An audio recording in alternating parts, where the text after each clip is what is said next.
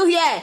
And Lagos is showing all of us shege, different styles of shege. And I just feel like it's a totally different terrain. Okay, I feel like we should make this thing very clear. Let's talk about and we are going to score it. We're going to score it because online, when I go online, I see a lot of Abuja Lagos things. So we're going to do Lagos for the south, Abuja for the north. Yay. Who are you representing? I'm not representing anybody. Anybody where Bele face. You know, as long as you serve. I represent Lagos. As long as you serve my selfish interest. As long as you serve. Oh yeah, go on. Let me hear it. People would say the major difference between north and south would be, say, religion, for example, because we know that we have two major religions in Nigeria, for example.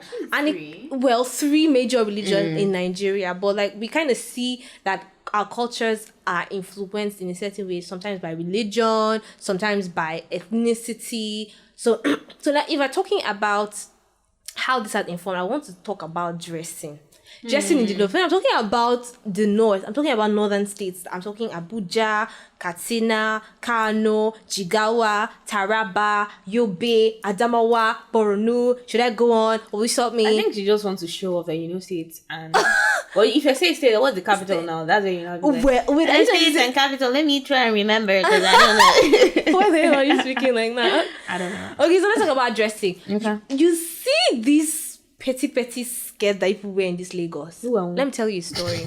When I got to Lagos, I had a lot of Ankara clothes because it's widely accepted in the north. I just wear my Ankara clothes and I come out. Like bobos, like not big bobos. Like okay. I have like cute tops that are Ankara. I have pants that are Ankara, dresses. I got to Lagos like that and I'm wearing Ankara to class. And then these people looking at me weird. I'm like, hey! And then these people wear t-shirt and jean.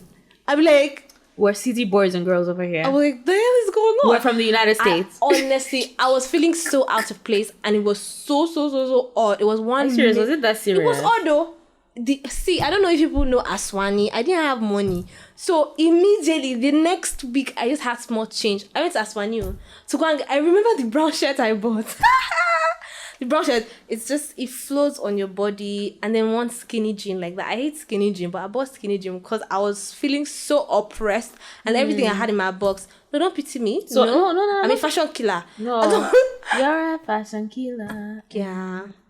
So it was such a big deal for me. Okay, so that's like one culture shock you experienced in the area of dressing, right? Yeah. So, like, what did you think about the way people dressed when you got to Abuja? When I got to the north. The north in general. For me, I feel like the difference wasn't too much. We just, saw mostly where women wear, like, boo-boos, longer clothes. And I promise you, a lot of northerners are very, very stylish people. So, and see, when it comes to the city where I lived, then I used to sell stuff, right? And I used to sell bags, but people want to buy like very, very expensive like stuff. Yeah, so even when people are dressing and then they're usually very modest, like they'll cover their bodies. You see that happen in the south as well, but it's more in the north, to be honest. Are you playing? Wait, I see married women wearing like bomb shorts to the beach, looking all hot. I don't mind. I love it. They're looking stunning. But you can't do that in the north. You can do it inside your house. Well, you can't. The only street is step out of your house. And I mean, we have human beings in the comment sections. They're not robots. They will tell us if I'm lying. Somebody will come to the comment section and say, Tiny, you're talking rubbish. Because, I mean, they're clothes that I wear. In fact, this my red shirt included. If you see the back of this my red shirt, it's very low in a very hot and sexy way. But I cannot wear it. It's a description for me. I can't wear it in Kaduna without a jacket. I was born in Kaduna State. I can't wear it without a jacket. There are some of my dresses that I wear that, see, nobody will come and attack you and say, why are you wearing this? You just feel out of place. You're just out of place if you wear it like that. Okay. So, okay, now let's talk about transportation and traffic. Traffic, transportation, you already know how this goes now. Lagos is not the only southern state.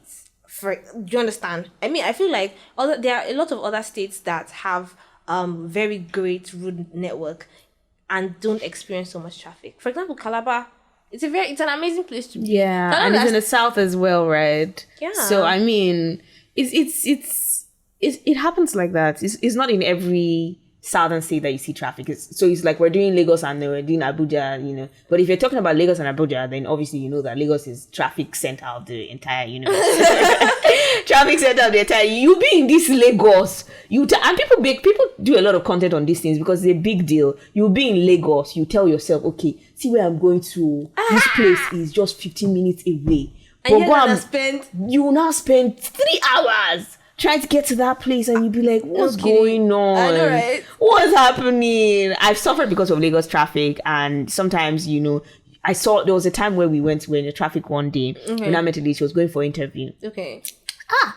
Lagos will humble you. I'm not even gonna lie. She was going for an interview, and obviously she has already timed herself. There was a time for the interview, and so she was in the bus, she carried her file, and then all of a sudden, this one was not even traffic. We came out of the traffic. When we got out of the traffic, it was rainy that day.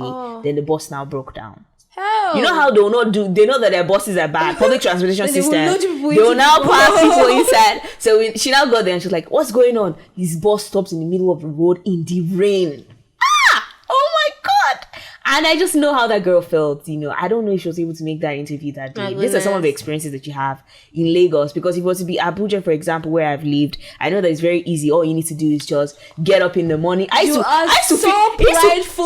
to feel so funny that, you know, I'll just get out in the morning. You know how people will be living here, Lagos. They wake up to say they're 4:30 a.m. You're waking up by 3 a.m. because you want to go to work. I feel like people in the north can be so lazy. Why are you sleeping? We are still sleeping by 7 a.m. in the morning. You've not opened your shop and it's you're not selling. laziness. It is to excuse you. It's not. Because you know that at the end of the day, and you are wondering why the South is like, you know, really booming with new innovations and everything. Oh, it's because people here don't sleep. And it's for a reason. They're seeing our results. Come on, that's not period. I'm just laughing at it because I don't know what you're trying to prove with all of this. Because the reality is, at the end of the day, people in the north, they're just calm because there's no reason to be running up and down. A major culture. Why? What do you mean? There's no need for kitty. Oh, kata.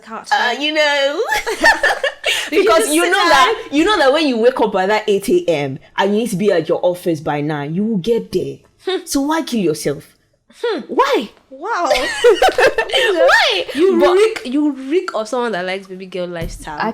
Please, I do. Shame on you for that. There's no shame in that. There's no shame in loving more ego, less living love. the I life. just keep saying this. So I feel like, see, nobody can tell me anything. I think that was one of the major culture shock I experienced when I got to this Lagos. 4 a.m. and you will see people at bus stops trying to get to work. And I'm like, what's really going on? What's really going on? Did you really, go home and sleep? Okay, so Botania actually wanted us to, you know, move beyond talking about culture shocks that you experience when it comes to transportation. Let's talk about the culture shocks when it comes to harassment.